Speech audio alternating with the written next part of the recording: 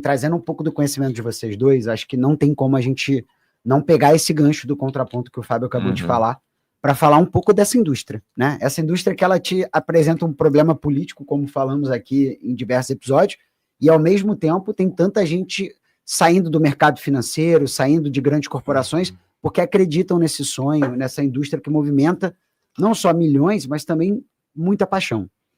Como que vocês estão entendendo esse movimento de revolução da indústria do futebol e principalmente, que eu acho que talvez aqui no meio de 2025, a gente está começando a entender que a SAF ela não é uma solução. A SAF é um regime jurídico e que, portanto, o que vai impactar é a gestão daquela SAF. Então, no lado do investidor e no lado do agente, como que vocês estão interpretando esse momento que a gente está vivendo agora? Desafios, elogios, fiquem à vontade aí para bater essa bola. Acho que, falando do meu lado aqui primeiro, antes de passar a bola para o Fábio, cara, acho que a gente tem que, antes de tudo, ser otimista, né? A gente está num momento, como o Fábio bem descreveu aí, de bastante transformação. Então, a gente já falou aqui várias vezes, né? Desde do Profut lá atrás, a lei do mandante, a lei da SAF, a regulação de aposta, agora uma discussão, né, mais ativa sobre a constituição do fair play financeiro, como isso vai conversar com Libra, com LFU, unificação, não unificação. Então, o simples fato da gente estar avançando nessa direção já é muito positivo. Acho que isso, ponto pacífico, né? O que vem depois disso, você falou muito bem, que é outro ponto que a gente sempre bate aqui, é a distinção entre modelo societário e modelo de gestão, né? Modelo societário, posso ser uma SAF, posso ser uma associação, posso ser um clube empresa no formato de limitada, posso ser o que eu quiser, mas se eu não tiver uma gestão qualificada, nada disso vai me colocar em pé de igualdade com o Flamengo, com o Palmeiras, com o Red Bull Bragantino, com o Bahia, com todos os clubes bem geridos do país.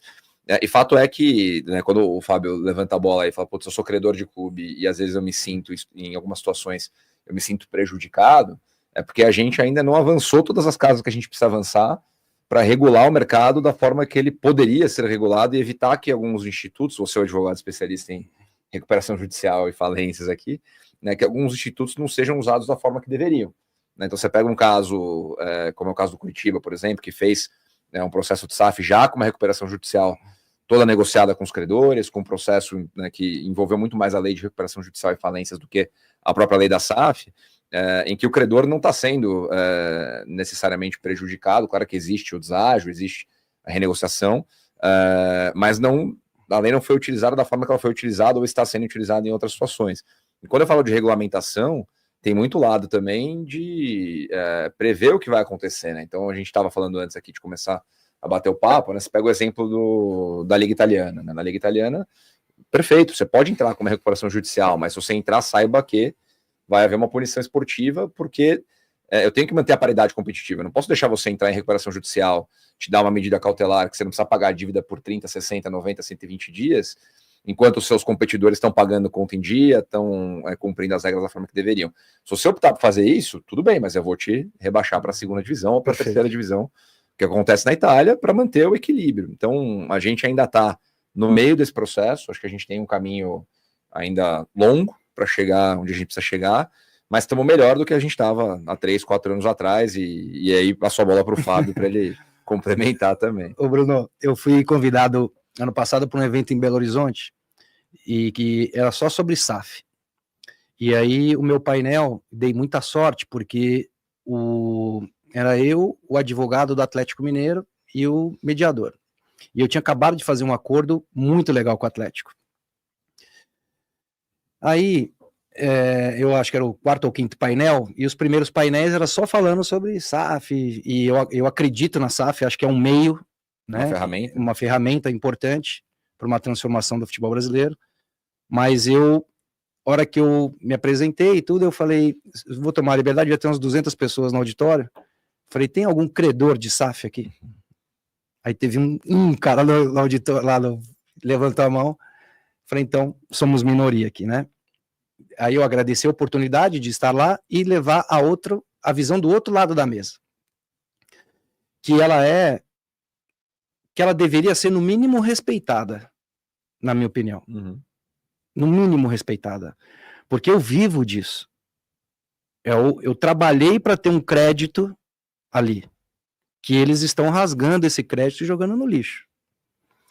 Então, falando sobre SAF, a gente tem diversas formas. Existem as SAFs de formação, que ela é super bem-vinda, lá, formação de atletas, e vai caminhando com um projeto específico.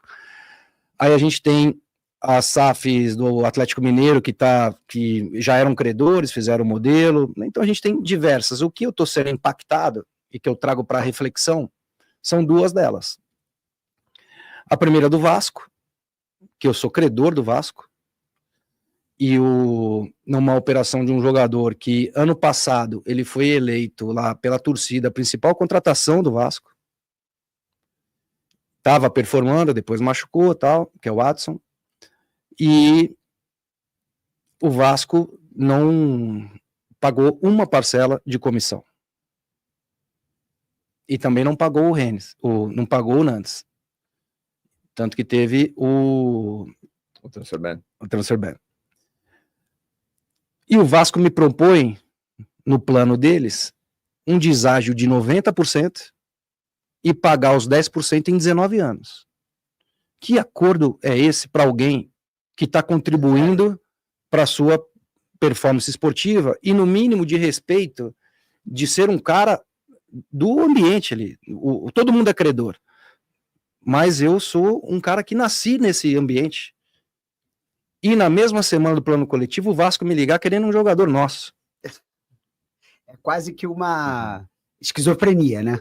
Bruno, é incompreensível as pessoas falarem que uma coisa é uma coisa e outra coisa é outra coisa.